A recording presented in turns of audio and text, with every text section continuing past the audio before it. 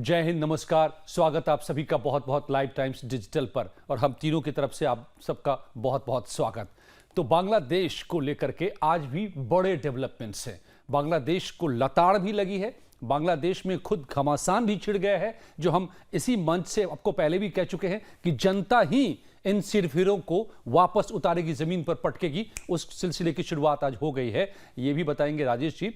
Champions trophy के dates का ऐलान हो गया है, ये भी बताएंगे सचिन। आपको जो लताड़ लगी है ये भी बताएंगे। लेकिन जो बांग्लादेश कह रहा था कि हमारे 3,500 लोग गायब हैं और भारत ने गायब कर दिया था, तो हमने कहा था कि 3.5 करोड़ हैं तुम्हारे यहाँ पर, हम भेजते हैं, यहाँ से कतार लग जाएगी, बांग्लादेश तक पहुँच जाएगी, दिल्ली से ले जाओ। तो आज भी पकड़े गए हैं दिल्ली में वो बांग्लादेशी जिनको यहीं के कुछ लोगों ने पनाह दी, फर्जी दस्तावेज मुहैया कराए और उन्हीं को मार डाला इन लोगों ने। और फिर इसी वजह से उसी पड़ताल में ये भांडाफोड़ हुआ है पूरे नेटवर्क का, तो ये भी आपको बताएंगे। तो आइए सबसे पहले शुरुआत करते हैं कि कैसे जनता अब पीछे पड़ रही है यूनुस के भी और उन तमाम सिरफिरों के जो बांग्लादेश को विनाश के रास्ते पर ले जा रहे हैं। अब राजेश जी, आप जो कह रहे थे कि बीएनपी ने अब शुरू कर दिया है। नहीं, सबसे पहले तो बात यह है कि जो हसीना हैं जो यहाँ भारत में आई हैं, और जो मांग की गई थी कल, हाँ, और उनके बेटे ने एक स्टेटमेंट दिया है और उनके बेटे वाजिद का ये कहना है कि जो यहाँ की जो सरकार है, यानी मोहम्मद यूनुस जो सरकार है, वो चुनी हुई सरकार तो है ही नहीं। पहला तो ये आपने तख्ता पलट कर दिया है। आप चुनी हुई सरकार नहीं है, आपके पास कॉन्स्टिट्यूशनल किसी भी तरह का कोई राइट्स नहीं है कि आप हसीना पे, शेख हसीना के ऊपर आप मुकदमा चलाएं। और ये जो स्टेटमेंट उनका आया है, ये भारत से जो डिमांड किया गया है बांग्लादेश की सरकार, अंतरिम सरकार के द्वारा कि आप हमें वापस करो, हसीना वापस कर दो। प्रत्यार पावर नहीं है। हाँ, प्रत्यार वाकई सोचिए तो किस तरह का पावर है? Who are you? Who are you? है क्या उनके पास? कुछ है। आपने हिंसा फैला करके जबरन कब्जा कर लिया हुआ है, तो आप केस तो आप पर चलनी चाहिए। नहीं, और सरकार भी अंतरिम है। सरकार भी अंतरिम है। आप किस मैंडेट क्या है इनके पास? उन्होंने जनता का मैंडेट कहाँ है? उन्होंने न्यूक्लियर पावर प्लांट को लेके करप्शन के आरोप लगाए हैं। अब ये खोद के बना रहे हैं, शेख मुकदमे बना रहे हैं। यही उनके बेटे करीब $5 बिलियन उन्होंने उसका करप्शन किया है। कुछ इस तरीके के आरोप उनके ऊपर लगाए गए हैं। बिल्कुल। तो कि ये कि साइफन किया गया पैसा, ये सब तमाम बातें जो कही हैं, तरह के मुकदमे डालने के लिए वो नया रास्ता निकाल रहे हैं। तो उनके बेटे का यही कहना है, वाजिद का, कि भाई ये देखिए, ये एक राजनीति से जुड़ा हुआ मामला है और आप लोग कह रहे हैं कि हम भारत से वापस लेकर आए, भारत से मांग रहे हैं, तो आपके पास तो राइट्स ही नहीं है। आप मुकदमा कैसे चला सकते हो और मांग कैसे सकते हो? पहला तो सवाल होते कौन हो, पहले ये तो बता दो। नहीं, लेकिन और ये बात बीएनपी ने भी उठा दिया, ये भी करेंगे बात, लेकिन जो लताड़ लगी है जरा ये भी हमें बताइए ना। सबसे बड़ी बात तो वही है कि भाई अपना वो जो कुछ करते रहे, कहते रहे, लेकिन सारी दुनिया वो उनके खिलाफ है। जो उन्होंने वहां पर किया उसके खिलाफ है। और खास तौर से अमेरिका, जो अमेरिका एक टाइम पे पाकिस्तान के साथ था, बांग्लादेश के मतलब बनने में पूरा उस प्रक्रिया में इंडिया के खिलाफ था उस दौरान, जब इंदिरा गांधी ने किया था 1971 में। बिल्कुल वही अमेरिका आज इंडिया के साथ में है। वो ये कह रहा है, उसने वहाँ के सलाहकार हैं जो उनके नेशनल सिक्योरिटी NSA, उन्होंने यूनुस से बात की है फोन पे और उनको ये कहा है कि भाई आपके यहाँ जो भी कुछ हो रहा है वो सही नहीं हो रहा है, मानव अधिकारों का उल्लंघन हो रहा है, हिंदुओं के खिलाफ या अल्पसंख्यकों के खिलाफ जो कुछ आप कर रहे हैं वो सही नहीं है, वो गलत है। बेसिकली यही है कि भाई आप, उन्होंने इंडिया का पक्ष रखा है, इंडिया का पक्ष लिया है खास तौर से। इसमें बड़ी बात यह भी है कि कुछ दिनों पहले जब चुनाव के दौरान ट्रंप ने भी ये बात कही थी कि बांग्लादेश में जो हिंदुओं के साथ हो रहा है, अल्पसंख्यकों के साथ हो रहा है, अगर हमारा प्रशासन होता तो नहीं होने देते, हम कतई नहीं होने देते। ये कितनी बड़ी बात थी। और अब ये बात जो आई है वो अमेरिकी सरकार की तरफ से, ध्यान दीजिए, ये जो बाइडेन का प्रशासन अभी भी काबिज है सत्ता में, 20 जनवरी को ये बदलाव होगा, नए राष्ट्रपति बनेंगे। ये ट्रंप के प्रेसिडेंसी का नहीं है, ये जो बाइडेन के प्रेसिडेंसी का है, उनके एडमिनिस्ट्रेशन से है। लेकिन बेसिकली ये है कि ये अमेरिका की तरफ से है। बिल्कुल। तो अमेरिका कोई भी शासन प्रशासन वहां पर हो, वो यही सबके सब इनको लताड़ रहे हैं, और सबके सब इनको बता रहे हैं। हम बात हर दिन करते हैं कि वो पाकिस्तान की राह पर जा रहा है। अमेरिका लगातार पाकिस्तान को चिताता था, यहाँ तक कि हिलरी क्लिंटन तो ये कह गई थी कि अपने बैकयार्ड में आपने स्नेक्स पाल रखे हैं। तो वही ठीक उसी रास्ते पे बांग्लादेश जा रहा है। और देखिए अमेरिका वैसे ही डांटना शुरू कर चुका है जैसे पाकिस्तान को डांटता रहा है। तो ये फोन करके आज फटकारा है वहां के एनएसए ने, तो ये बड़ी बात है अपने आप में, ये ध्यान दीजिए। और एक और बड़ी बात है, हमने यहीं से आपको ये बताया था कि ये जो सिरफिरे वहां पर कर रहे हैं आज, भारत के खिलाफ प्रोपेगेंडा, ये पूरे बांग्लादेश को विनाश के रास्ते पर ले जा रहे हैं, आम बांग्लादेशी लोगों के भविष्य को अंधेरे में डाल रहे हैं, जो जो इस वक्त करतूते कर रहे हैं, ये पाकिस्तान के शय पर, वो डीप स्टेट के शय पर, या फिर ब्रदरहुड के शय पर, तो इनको जनता ही सबक सिखाएगी।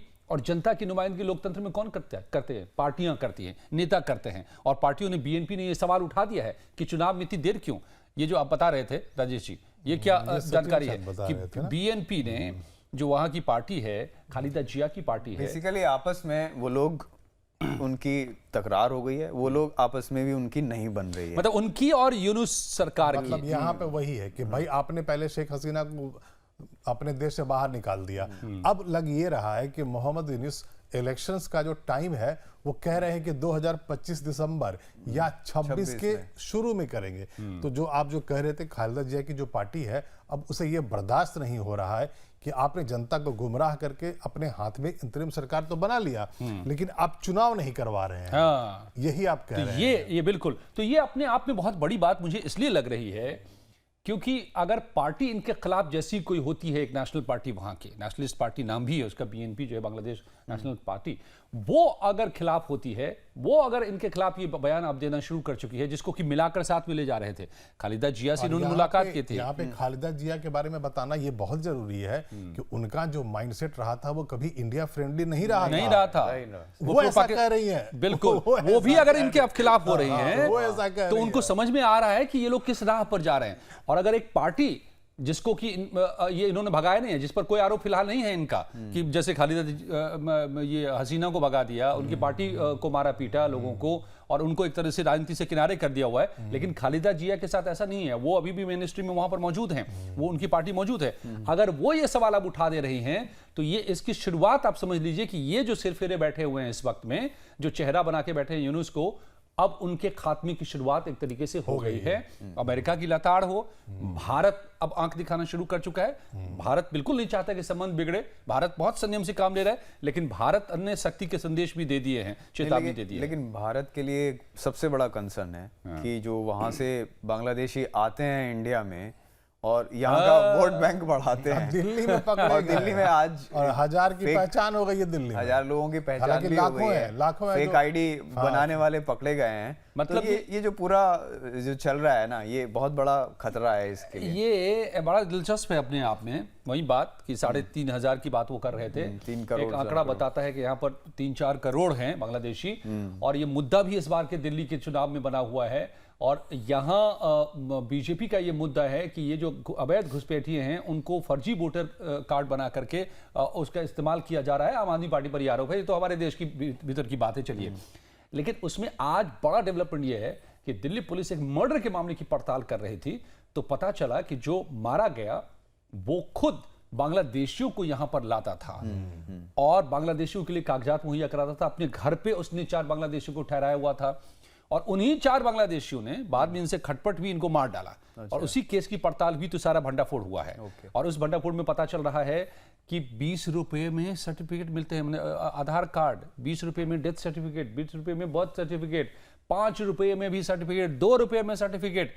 मतलब अपने आप में मुझे लगता है कि दिल्ली पुलिस पर भी बड़ा सवाल है कि ऐसे कैसे चल रहे हैं। साहिल नाम का एक शख्स था जो यहाँ रोहिणी में एक अपना ऑफिस खोला हुआ था, ऑनलाइन सारा काम कर रहा था, वेबसाइट चला के काम कर रहा था, और ये पूरा नेटवर्क था।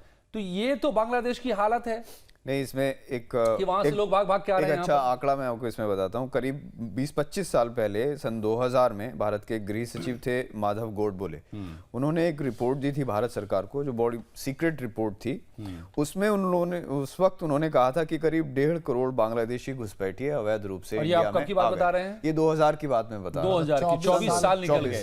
तो साल संसद में अभी करीब मुझे जहां तक ख्याल आ रहा है 2017 या 2022 के बीच में की बात है। कभी एक आंकड़ा दिया गया था संसद में, एक सवाल के जवाब में कहा गया था कि यहां पर करीब करीब अंदाजन 4 करोड़ के करीब ये सारे घुसपैठिए हैं जो देश में फैल गए, देश भर में फैले देश भर में हुए हैं। और फैले हुए हैं। इलीगल सोचिए, इलीगल है, सबके सब इलीगल है। इलीगल है घुसपैठिए। 4 करोड़ यहाँ से उलट के चले जाए, अभी बांग्लादेश में भुखमरी पैदा हो जाएगी। 16 करोड़ उनकी आबादी है, ये तो भारत की 140 करोड़ की आबादी है कि उसमें खो गए हैं भुखमरी और तो वो वैसे छोटे भी छोटे आने काम करके लेकिन क्राइम भी कर रहे हैं। नहीं, अगर जिस तरीके से अमेरिका का रुख है और अगर ऐसे ही कंटिन्यू अवैध आप्रवासियों को हटाने का, इलीगल इस माइग्रेंट तरीके से रहा तो सही में भूखमरी आ ही जाएगी वहाँ सच में पे। वहां पर आएगी। नहीं, अगर ये लोग जितने दिनों में चुनाव का दिया है ना, अभी की साल भर, 1.5 साल बाद, 2 साल बाद चुनाव कराएंगे, 26 में चुनाव 25 कराएंगे। में तो नहीं होगा। 25 में तो जो नहीं उन्होंने बताया है यूनुस ने, उसके अनुसार 25 के दिसंबर यानी आखिरी में या फिर 26 के फर्स्ट हाफ में,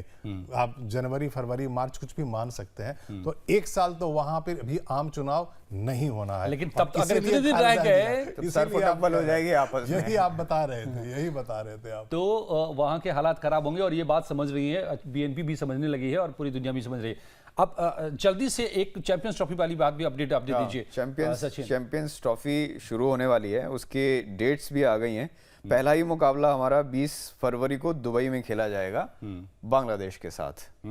ये भी देखिए इत्तेफाक। हाँ, इत्तेफाक है, लेकिन इसमें वही सवाल है, दर्शक बताएंगे हमारे कि क्या सही है, भारत को उसके साथ खेलना चाहिए कि नहीं खेलना चाहिए बांग्लादेश के साथ। और जैसा ये पाकिस्तान पर हमेशा राय बटी रहती है, इस पर भी बटी रहेगी बटी राय रहेगी। कि खेल को चलिए इस सबसे दूर रखिए। और खास करके भारत का जो स्टैंड है, भारत ये कतई नहीं कह रहा है कि हम आपसे आपके दुश्मन हैं। भारत को वहां के वो कुछ सिरफिरे जो कट्टरपंथी हैं वो दुश्मन बताने लेकिन लगे। ये सवाल सच तो है, वही है। ये सच है। हाँ। ये सच है, सारे बांग्लादेशी नहीं है ऐसे। और जो कुछ आम लोग हैं वो नहीं कहते भी आप लेकिन हमारे खिलाफ हैं। सरकार तो अब उनकी है ना भाई। आप अगर अभी सरकार जो आपके खिलाफ ऐसा कर रही है, अगर उसी सरकार में आप इस तरीके के मैचेस रखेंगे तो ये गलत संदेश तो जाएगा ना। लेकिन आपका मेरा इससे strong- अलहदा है ओपिनियन जो आप कह रहे हैं। सही, आप जो कह रहे हैं मैं इमोशनली समझ रहा हूं, लेकिन मैं ये कह रहा हूं कि भारत एक जो ताकतवर बड़े मुल्क का बड़ा दिल जो होता है और बड़ी सोच होती है, वो चेहरा दिखा रहा है इस पूरे मामले में। वो गालियां दे रहे हैं और भारत कह रहा है कि बच्चे थोड़ा हाँ, शांत। लेकिन मत लेकिन खुद को मुझे नहीं। मुझे लगता है कि एक स्ट्रांग रुख भारत को दिखाना चाहिए कि भाई तुम ऐसे कर रहे हो कि तो हम आपके साथ किसी भी तरह का कोई रिश्ता नहीं रखेंगे। कई बार ये कहते हैं ना कि ऐसे लोगों के मुंह नहीं लगने चाहिए वरना कीचड़ आपके चेहरे पर हाँ, आएगा। तो बिल्कुल। भारत मुंह नहीं लग रहा है, क्योंकि अगर भारत मुंह लग गया तो फिर क्या हो सकता है, ये बात अब अलग अंदाजा मुद्दा लगा है। सकते इस हैं। पे ना कल हम और बात करेंगे बात और ना करेंगे, इस पे चर्चा करें। और मैं ये भी कह रहा हूं कि ना इनकी बनाई टीम है ये क्रिकेट की, ना इनकी बनाई सरकार है, जनता की बनाई सरकार है, इनका कोई से नहीं है। वो बात सही, बांग्लादेश से हमारा जो रहा है वो रहेगा। ये बीच में कल इस पे और लंबी चर्चा करेंगे बेशक। तो आप क्या इन मुद्दों पर सोचते हैं? अपनी राय हमें कमेंट में बताएं। वीडियो को लाइक कीजिए, पसंद आई हो तो शेयर कीजिए, चैनल को सब्सक्राइब कीजिए। हमें सपोर्ट कर रहे हैं जैसा, उससे भी ज्यादा हमें करते रहिए। बहुत बहुत धन्यवाद दोस्तों आप सबका हमारे साथ जुड़ने के लिए। आप सबका भी बहुत बहुत शुक्रिया। धन्यवाद।